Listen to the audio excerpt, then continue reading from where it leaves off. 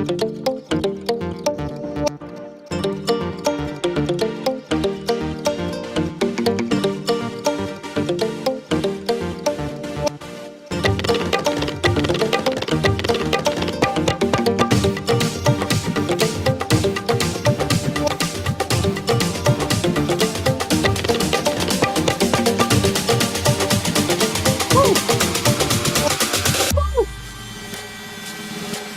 two, one, and go. Hello, how you doing? It is certified personal trainer Mary Beth Rockwell. I had to remember what my title was there for a second. I am with the Next Fitness Thing. Welcome to the Next Fitness Show, coming to you live on our YouTube channel. And hi to those who are with us live, and hi to those who are catching the recording as well.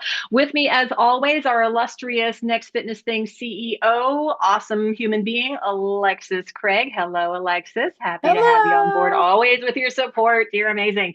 Okay, so we're going to do a rundown of what's on the show this week. As if you noticed, I got a little extra jiggle in my wiggle. I'm excited about today's guests. We're going to get to that very shortly. She happens to be my longtime for more than 20 years sports medicine specialist. Her name is Dr. Kristin Wingfield. She's based here in the Bay Area, and we're going to have a great chat with her. You're going to learn a lot of good stuff. She is a fascinating human being, and you're going to be blown away when you find out what her whole backstory is. And then we're also going to set you up with the mid-show stretch break, as always, and the move of the week. But this week, we're flipping the switch a little bit. Dr. Wingfield has provided those for us, and she's going to be on the demos for you. So thank you very much for that, Dr. Wingfield. The TNFT tip of the week coming your way as well. It has to do with food, so stand by for that, foodies. And also lots of coming attractions here to the Next Fitness Thing that we want to keep you in the loop upon. That was not at all grammatically correct, but I tried. I'm a word nerd, you know me, team. So, and as always, do please, if you would be so kind and lovely, subscribe to our YouTube channel if you have not done so already. Every little bit of support we get helps us grow, helps us bring you the things that we want to bring you. You got a lot of things we want to bring you. We want to bring them to you. The more support we have in that department, the better. Share our videos, like our videos, comment if you're with us live, and just really love on our YouTube channel, because we appreciate every little bit of love.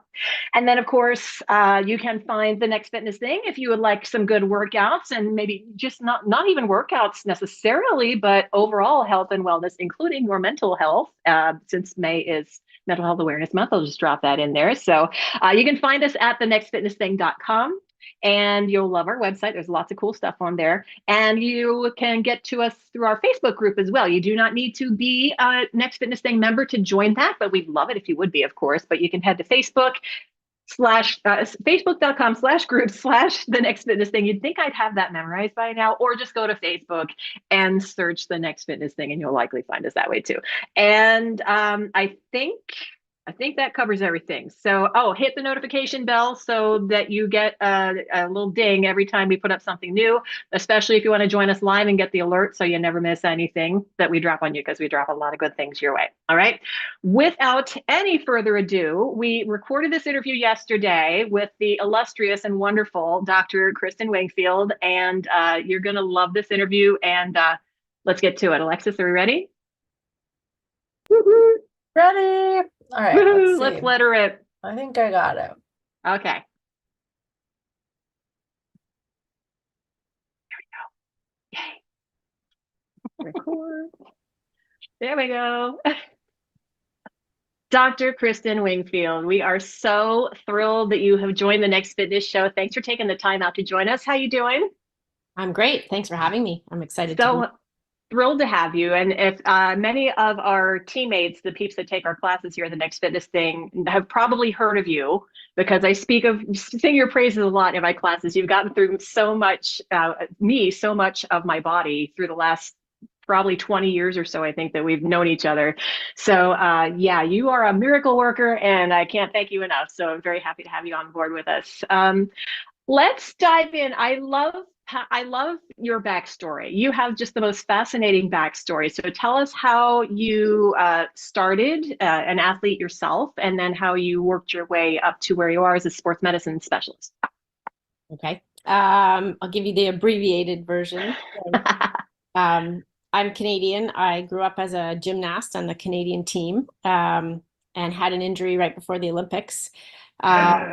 gymnastics is a tough sport, and I was lucky to have great mentors who were sports medicine physicians who helped me through many injuries. Um, but I was devastated. I had to retire from gymnastics because my foot injury was a non-union stress fracture that didn't heal. And I was in high school, and I got talked into going into springboard diving. I had good friends that were divers, so I switched over to diving. So I ended up at Olympic trials in diving as well. Didn't make it because I wasn't top two in the country, but I got to, be at that level in two sports, which was awesome. That's amazing.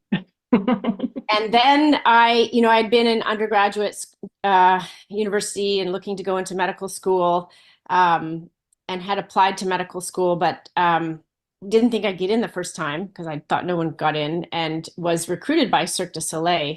So I had actually moved to Montreal and started creating Mystère, which is a permanent show in Vegas, when I found out I got into medicine. And so didn't know what to do. And it was a big decision, but I ended up turning down med school and staying in Cirque du Soleil.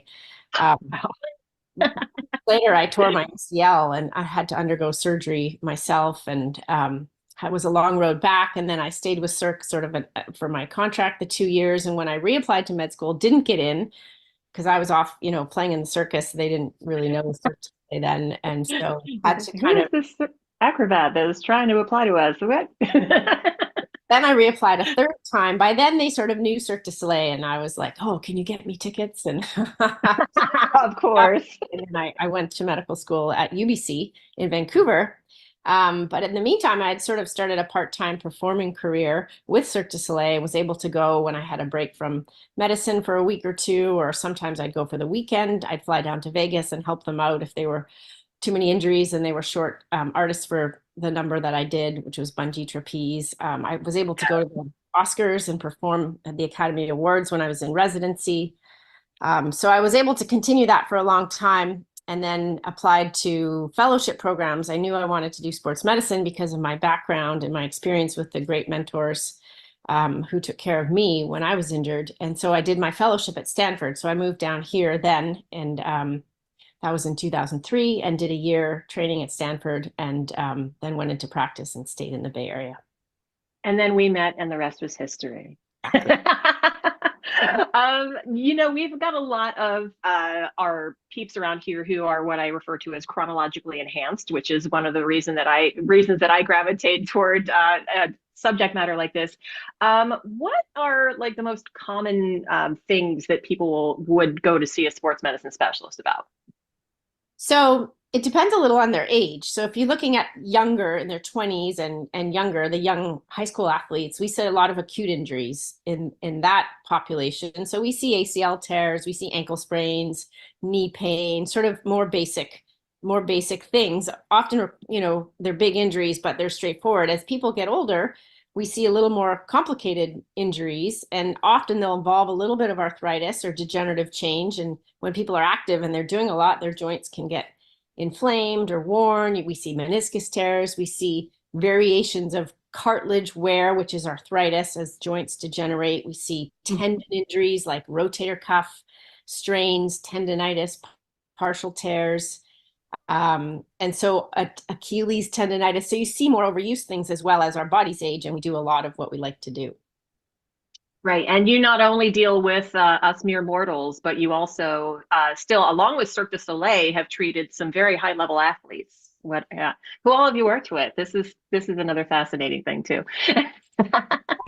Yeah, I have worked with a lot of amazing artists and athletes. I've worked at the Olympic Winter Games in British Columbia. I was a host physician treating the athletes and their entourages at the host clinic in Whistler. So we took care of some of the alpine sports there and the athletes. I currently work with the San Francisco Ballet. I'm a physician there, so I go once or twice a week and help take care of the professional dancers. I've traveled with a lot of elite Canadian Olympic teams, World Cup ski racers, the women's basketball team. I've worked with a locally based women's professional cycling team. I've worked with Cirque du Soleil shows touring here, and the San Francisco Ballet School, and various university teams. So quite a variety. Every time I see the Cirque du Soleil tent set up near the ballpark here in San Francisco, I think, oh, Dr. Wingfield's going to get some work. Here they come. I always think of you when I see that happen. Here's a question that we get a lot here. When our peeps are training with us or they're going about whatever their workout routine is, what is the difference bodily between feeling like I'm challenged or I'm a little uncomfortable with this versus, oh my gosh, something's wrong. I should go see a doctor about this. We get that question a lot. So Yeah, it's a great question. So I think, and there's a little bit that can be broken down into two parts. So if you have pain during a movement or an exercise like a bench press that's heavy, if you have pain that is in one spot on one side that isn't on the other, and it feels different, and it may not be a lot of pain at first, or it may be, but if it's in one spot that isn't on the other side, that's a problem. And then you should stop doing what you're doing and let it rest for a few days and see if it goes away, and then start back a little slower. Another type of pain would be something that develops after. So, if you have a hard workout, you can be sore for a day or two, generally in the muscle groups that you used. Sometimes when that wears off, you're left with some pain that didn't go away. And that might be on one side or both sides. But if the pain doesn't go away in about 2 days after a workout, then you should also consider that you might have an injury and see somebody, or back off a little bit and get rid of it first before continuing. and some of the things that people can do on their own before they make the decision, oh, okay, I should probably get this checked out. Home remedies, etc. Well, certainly a couple of days of rest. So if something's feeling sore, you don't have to stop everything, but you want to rest that part for a couple of days and see if it goes away. And then the important thing to do would be to ease back in and do some stabilizing exercises. So if you hurt your shoulder, you'd want to kind of work on your back gently to strengthen the stabilizing muscles to take the stress off the part that hurts, if it's the front, for example. If you hurt your calf, you can still work your hips and your core, but you'd back off the bouncing and the high intensity work for your calf for a few days and start back slowly and listen to it, see how it responds. If that pain comes back, that's not a good sign. You shouldn't push through that. But if you do it right and you take maybe a week to work back and it's gone, then you should be all right. I have 4 words that make my head explode: no pain, no gain. How do you feel about that? Well, again, the age can play a role in that. So the younger you are, the more you can probably handle. But yes, there's obviously pain in some forms of training when you're pushing your body. I think the higher the intensity, the more careful you have to be. And certain types of pain you don't want to push through. Like I said, if there's an acute sudden pain or it's in one side versus the pain of your chest, from aerobic training. Or the pain of the muscles as you're pushing them. And it's usually on both sides an effort-based thing. So different types of pain, some that you listen to and some that you can kind of push back. You kind of triage it, as it were, and just like, okay, this seems pretty serious. I better get my butt over to the ER versus, well, I think I can handle this on my own with maybe a little rest. And yeah, so what we can pull from that little piece of conversation there is, if you sprain your ankle, still come to upper body class. All right. Still work your other leg and anything that doesn't hurt. You can still do it. Don't take that as an opportunity to take your workouts off completely. You can still do other things, right? Yeah. So yeah, there was one other thing I wanted to ask you too. You and I have been through a lot of treatments together, like cortisone shots and using ultrasound to guide the needle. And the medical part of this just fascinates me. And I always want to watch when the needle goes in, and I always want to watch the ultrasound monitor. And it's just like, there's so many things that have changed over the time that you and I have been seeing each other. What do you think are the most promising treatments in sports medicine that are coming our way? Well, you're right. The way we give treatments has totally changed. So in my specialty, we now use ultrasound, and that's the standard of care. And that's a tool that has no radiation that allows us to actually look at the rotator cuff and other parts of your body for diagnosis. So we can look at tendons, see if they're torn, see if they're just a little worn or thickened. We can look at bones sometimes and see if they're broken. So we can use it for diagnosis in the office at the bedside. And then we can also use it to guide needles into areas to provide treatments such as cortisone, which is a medication, or some form of orthobiologics, which is a newer branch of treatments we use in sports medicine. So that's probably the newest emerging special, form of treatment that we have. And there's a great variety of things we use: PRP, or platelet-rich plasma, is a form of that. We take your blood out and we separate it and concentrate the platelets, which have growth factors and healing qualities, and we inject those into injured areas. Some people are starting to use stem cells and other forms of changing the blood and concentrating certain parts of it and injecting it into injured areas. So that's probably the newest wave of products and treatments that are being explored in our field. Whole new world, and it's changing all the time. So you gotta keep up. You got to keep up with your studies too, right? Because it's like there's always something new coming down the highway. But I've been through a lot of that, and again, I thank you for putting me through that. My hip thanks you as well, and my knee, and my foot, and my shoulder, and whatever else you've treated me for over the years. So, is there anything that you'd like to fill us in on? Anything that like how we can reach out to you, like on social media or anything like that? Or I know you're opening a new practice here in the Bay Area as well. So. Sure. Thank you. Yes, I'm opening my own clinic. I will be in Mill Valley part-time. I live in Mill Valley and Marin, and in San Francisco part-time.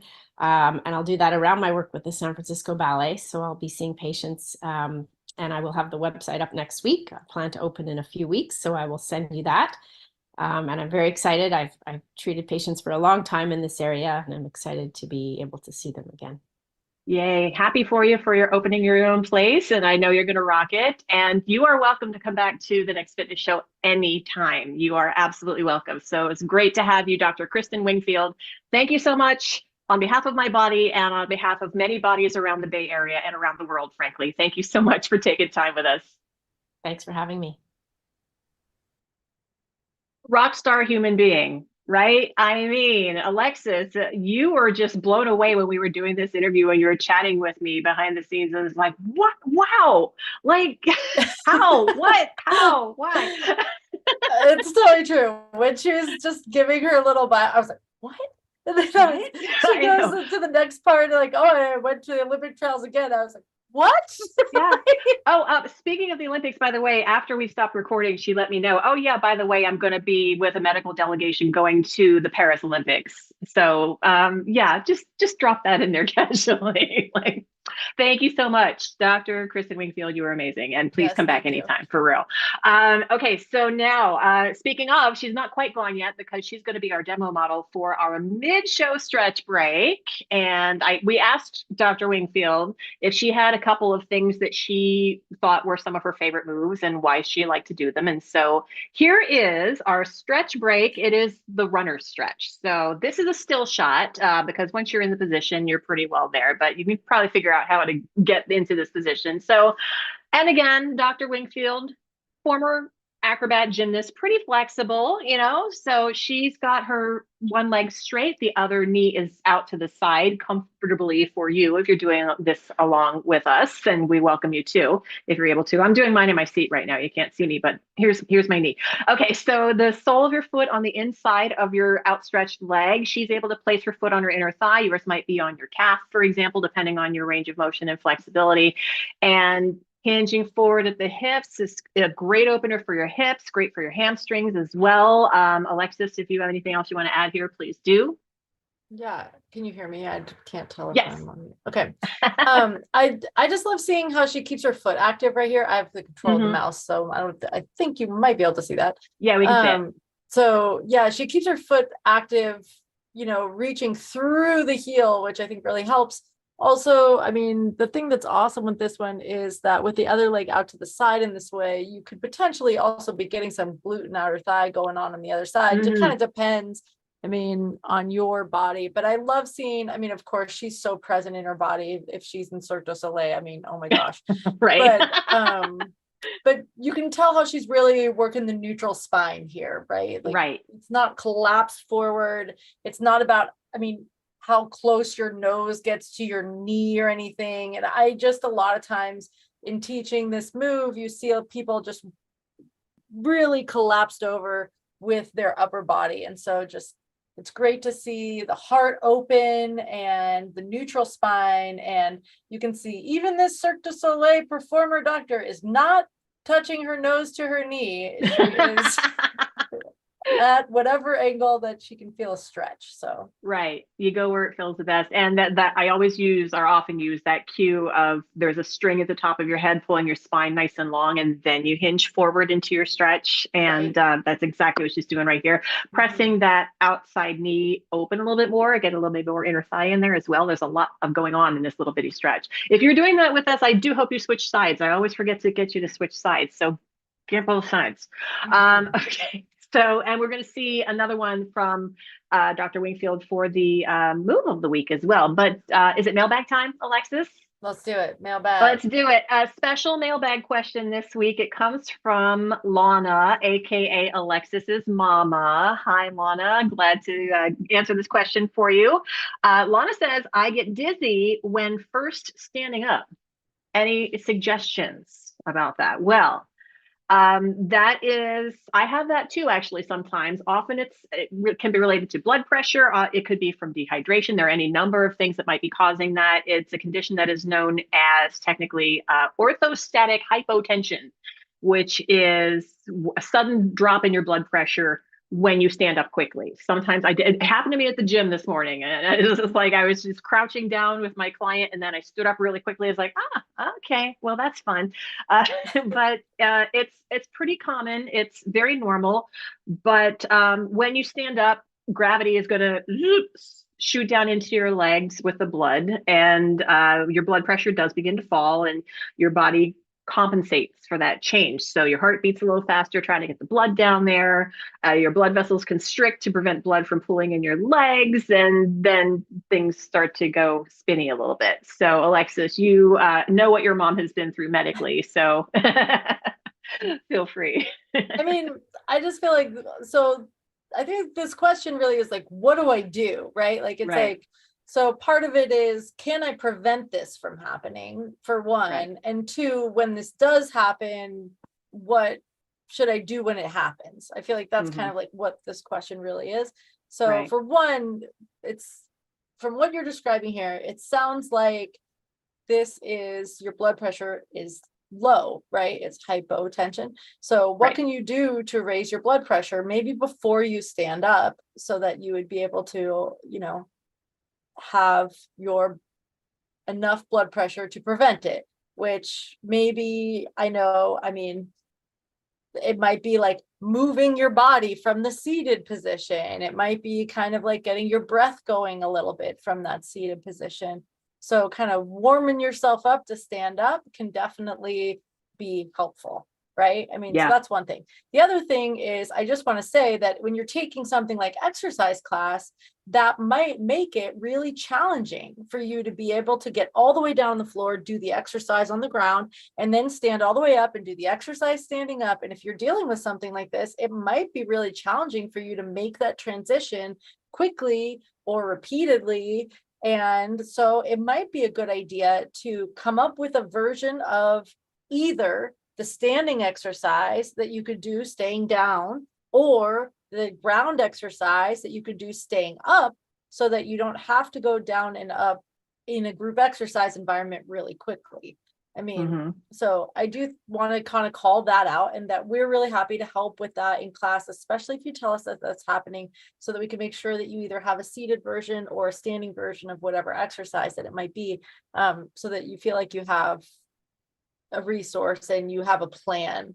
The other thing I'll just say is, if you stand up and you get dizzy, I mean, hold on to something. Or take a knee, or, you know, or sit back down again. Right. And, you know, I mean, I'm like watching, my mom and dad both have this going on right now, and I'm visiting them right now. So it's like, I'm watching these techniques happening in real time, in real life. And it's great to see even my dad, he's like, you know, gets down to his knee and he's like, okay.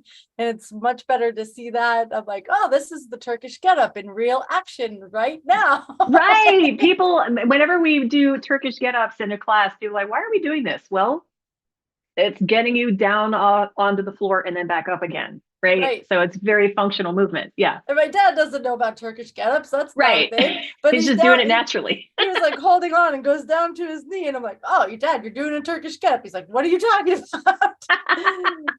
So a couple more things you can do actually. Like I said, sometimes it can be due to dehydration. So just make sure you're keeping up on your water intake.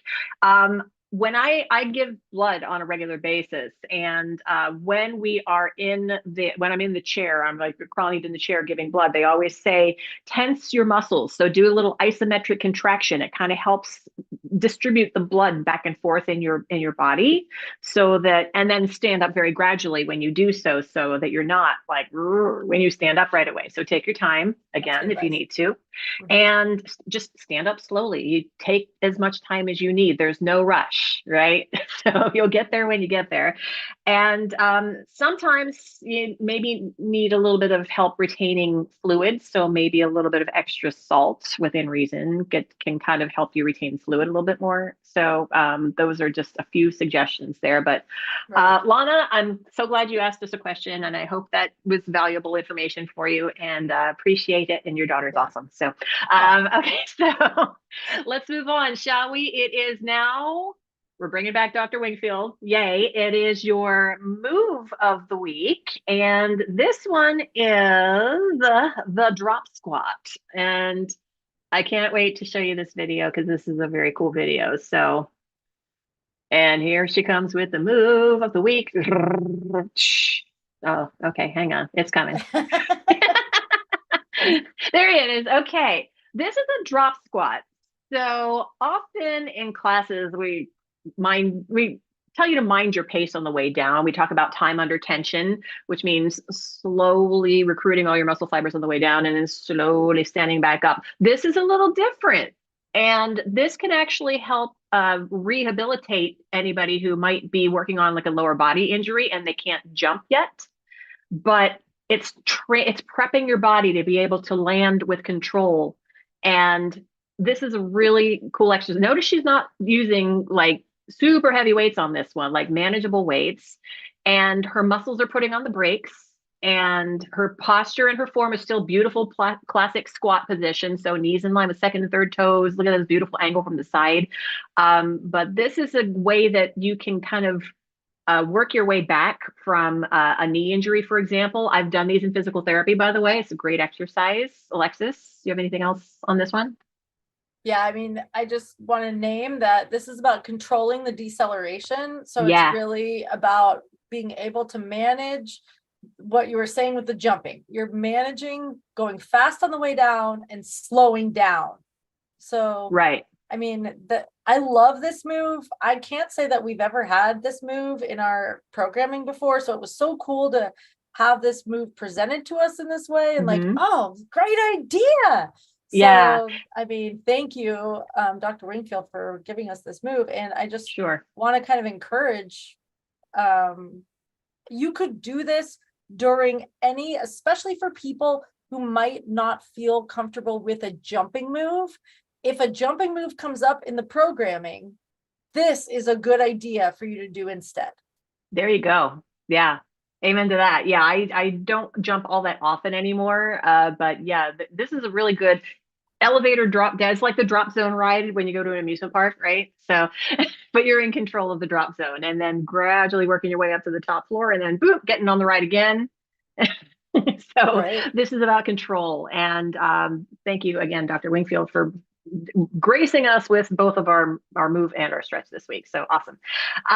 Okay, now it's news time. We have a ton of things going on here at the Next Fitness Thing. And so the first thing we want to remind you of, and we're pretty well working in chronological order here to some extent. So the first thing is that we have Back to Yoga Basics with our lovely trainer, Kathy Rodriguez, starting this coming Tuesday, June 4th. And again, if you did not sign up for this the first time that we offered it, there has been a significant price reduction for TNFT members on this one since then. So come on back, check out yogabasics.thenextfitnessthing.com. Kathy is going to be taking you through the foundational poses in yoga, and everybody can pretty well find a version that works for them.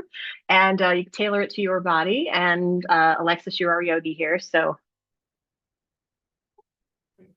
Yeah, I mean, Hold on. you said it. Muted This screen. one's great. And if you are new to yoga, this is a good one. And also, if you just, foundations are good for everyone. Yeah. I mean, even if you're an experienced yogi, foundations are good. So this is an awesome challenge. I'm really excited about it. Yeah, absolutely. So yogabasics.thenextfitnessthing.com. Join Kathy. It's going to be Tuesdays and Thursdays live, 12:30 p.m. Pacific time. If you can't make it live, yes, it will be recorded and available for you in our TNFT replay library. Awesome. Thank you, Kathy, for bringing us that. Next, we have the True Crime Walk and the Book Walk and Talk. Our book heads at the Next Fitness Thing, you're in for a real treat here. So this is two different things, and there's actually more beyond this that we'll be getting into as well. But the True Crime Walk is a live walking class with TNFT team leader Anna, who is one of our resident book nerds, and I say that with love. The True Crime Walk is the first Sunday of each month. So if you're into the whole true crime genre and discussing all the cases and the investigations and the what's and the where's and the why's and the how's, Anna's got you for 25 minutes the first Sunday of each month. And then we also have the brand new Book Walk and Talk 25. Anna leads that one for you as well. That is Wednesdays live at 2:30 p.m. Pacific time. That is going to be also a 25-minute no pressure walk class. Both of these are. And you get to just chat about all things books. It's not about any particular book. You just show up, talk about what you're reading, look for recommendations, and you're going to get a lot of good stuff out of that if you're into the whole book scene. And that is, again, Wednesdays, 2:30 p.m. Pacific time every Wednesday. So check in with Anna on that one. Next up, we're like a week away now, almost, from Kilometers For Kaydee, our very first nonprofit fundraiser here at the Next Fitness Thing. We are putting together this virtual 5K to raise money for Project Soulflower, a phenomenal organization that helps raise money for young adults who are 18 to 26, who have aged out of the traditional wish granting organizations, but this is specifically for them if they're going through life-threatening illness, so they can live out their dreams as well. So you are still welcome to join us. The events are going to be Saturday, June 8th and Sunday, June 9th. I'll be leading the June 8th one. Kathy has the June 9th one. Both of those are 8 a.m. Pacific time. And you can catch them on the replay if you can't make them live, but come please join us. The URL on your screen will work, 5k.projectsoulflower.org, or you can find it through our Next Fitness Thing website. You can go directly to it, K4K, letter K, number 4, letter K, thenextfitnessthing.com, and that'll give you the info there too. Alexis, we've got a lot of people joining us for this one. This is going to be very exciting. Yeah, super exciting to have new people. So join us. And those of you who are already on the team, we would love to have you there, especially to welcome all of the new people. So right. It's one of the things that people love when they join us at the Next Fitness Thing. It's like, oh my gosh, I thought we were just going to walk and the trainer would be talking. It's like, but no, everybody's chattering and sharing photos and cheering each other on, especially when it's a 5K. If you've never done a virtual 5K, or if you have done a virtual 5K, but you haven't done one of ours, you're missing out. So hope you'll join us. And then the final thing that we have on the news update is we remembered Goals Walk. The first Monday of every month, we bring you multiple times on our live TNFT schedule, your Goals Walk 25 class. Again, it's a no pressure walking class. It's where we give you information to help you set up your goals, whether they might be physical goals, or this is Mental Health Awareness Month, as we mentioned earlier. So this Goals Walk class is actually included for those of you who are in our Step Up for Mental Health Walking Challenge. But we do this all access every single month, which means anybody is welcome to join us. You don't need to be in the challenge to be in our Goals Walk. It's going to be this Monday, June 3rd, multiple times on the schedule. And if you know anybody that would like to join us who is not yet a TNFT member, you can set them up at goalswalk.thenextfitnessthing.com. We'll get them set up in the app and they join don't in the even party. have to be a member to do the goals. Exactly. Right. Just go with us. And they just might become a member. Like I say, if you invite them, they might stick with us. So, okay. And then that's it for the news. I think for now, there's actually a lot more than that going on, but we only have so much time. We do want to drop in. We have a TNFT tip of the week, and it has to do with what we are putting into our bodies. Hooray. So our tip for you this week is get to know where your food comes from. Sometimes we just don't even give our food a second thought, especially with big chains and processing and things like that. But a great way to help you get to know what you're and ingesting into your body is to go to a farmer's market if there's one in your area, hit up the farmer and ask the farmer some questions like, oh, how do you grow this? What's the process, and how do you get it to us, and how long ago was this harvested? And so you know that it hasn't traveled across country in a truck for who knows, or a ship from overseas for who knows how long before it gets to you. So you know how fresh it's going to be. You know if it's organic or not, etc. And if you have an opportunity beyond that, visit a farm. I have done this for, we've established, my husband and I go to farmers markets and we get a relationship going with the farmer, and they do farm tours. And we saw a farm where they raise beef and lamb humanely, which was eye-opening as well. And if you're going to eat meat, it's really good to know that your animals are taken care of while they're with us. And yeah, and then the other thing was, cheesemakers.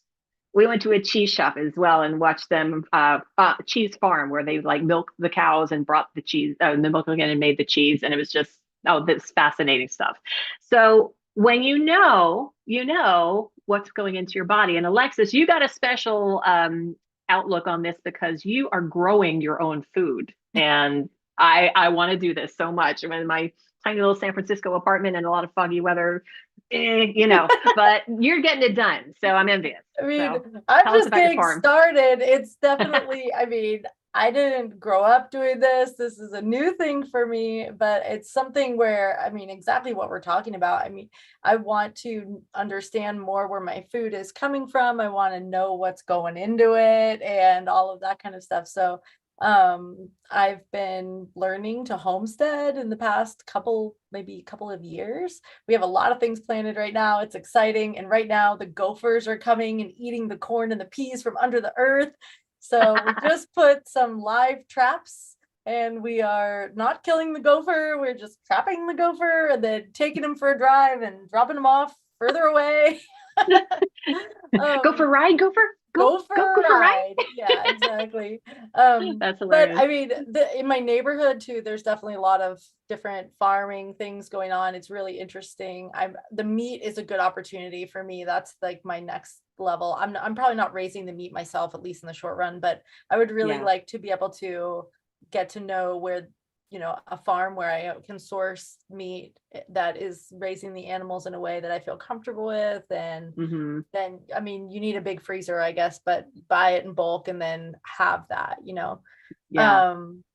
and yeah, honestly, it's been really fun. And the other thing I just want to say is, when I got started with this, we started indoor. So we didn't start, like, I eventually bought land and, grow outside now, but we started indoor, and there are LED grow lights that we bought with like on Amazon, with like just on a metal shelf that didn't take up that much space. And we really got started with something that was not super huge. So yeah, if you are thinking about doing this, you can probably grow something. And I mean, we grew an avocado tree with just the pit from the avocado that we bought at the grocery store. Microgreens is a really easy thing to do, and you harvest it within 10 days of when you plant it. So it's not like a long-term commitment. You could just get the microgreen seeds and the lights and kind of do the little thing and eat them or put them in your smoothie, and then you're done within 2 weeks, and you don't have to do it all summer. So anyway, Alexis is a gardening your own food evangelist. I love it. So yeah, I definitely am. yeah. All right, well, that brings us to the end of episode. We didn't say what episode this show was, but it's episode 21. We can now legally drink. So this is really just water in here, but it could be something else. Cheers to our 21st show.